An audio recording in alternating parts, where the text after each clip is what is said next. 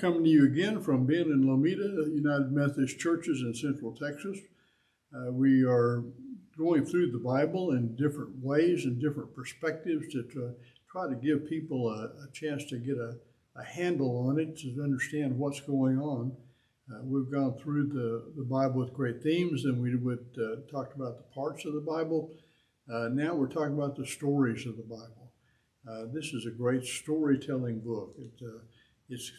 We know God by what God does. And the story we have come up with in the very beginning of Genesis, we've talked about creation, we talked about Adam and Eve, and now we're going to talk about their sons, Cain and Abel.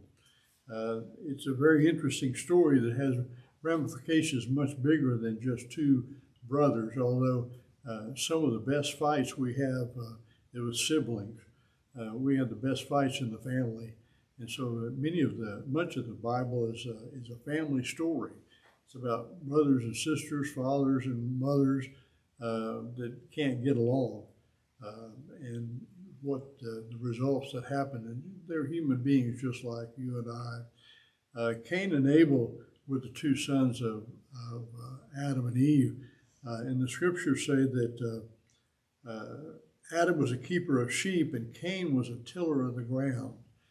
That means he was a shepherd, while Cain was a farmer. And that's an interesting choice of the professions for the boys. They have to, two things that have to be done. One has to take care of the animals to produce wool and to produce all the things that animals do. And they didn't eat meat at this time. There was a later time in which God said you can eat meat, but they kept the animals for a great many other things. And they had to till the ground to create plants for vegetables and fruits. And so there's been conflict between the keeper of animals and the tillers of the ground all throughout history. They're in counterpoint to each other. The tiller of the ground has to stay permanent and have the crops grow, and the keeper of the sheep moves from place to place to forage to keep the sheep and goats and the cattle alive, and so that they tend to eat the things that the farmer grows, which is counterproductive to what the farmer wants to do. So in the Old West, they used to have the war over barbed wire fences. They had the free rangers that wanted to roam and take their cattle where they could, and the farmers who wanted to fence off to keep the cattle out of them. And so those wars were nothing new. They were back in the beginning of history. So this is a war not only between brothers, but between two lifestyles, between two, in some ways, in two different cultures, ways of being. And so Abel makes an offering to God, and Cain makes an offering to God, and God accepts Abel's, but not Cain's, and we really don't know why. There's all sorts of speculations that Abel gave the first fruits and Cain gave the leftovers.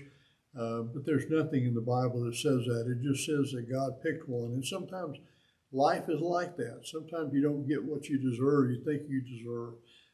Some people get favors and seem to have an easier time of it. And sometimes things just go bad for you. But Cain becomes angry, and so he slays his brother. And God comes around and says, "Where is Abel?" And Cain says, "What am I, my brother's keeper?" And yes, you are your brother's keeper.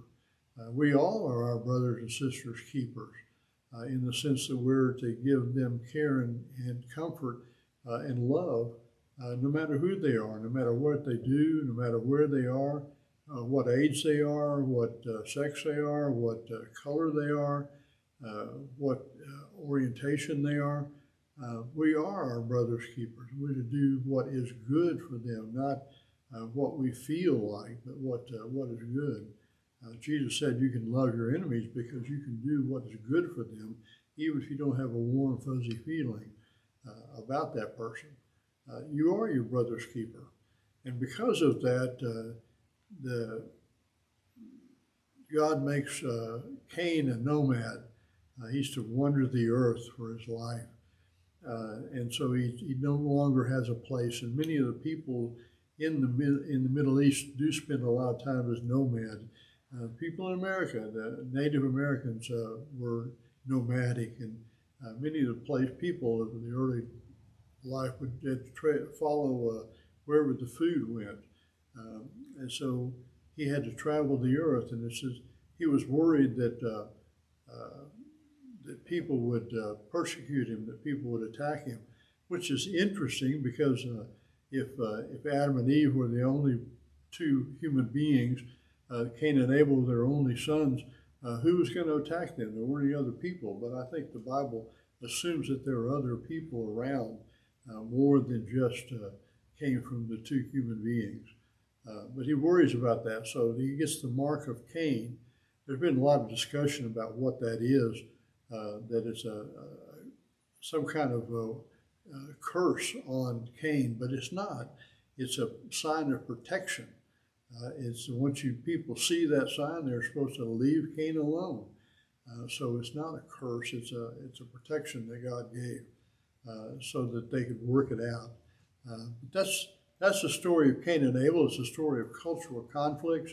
It's a story of cross purposes when they should be working together, when they should be their brother's keeper, each taking care of the other rather than becoming angry and acting on that anger and going to war with each other. So the Bible really has a lot of war in it, but it's a book of peace if you consider what God prefers. So I hope that's helpful. See you next time.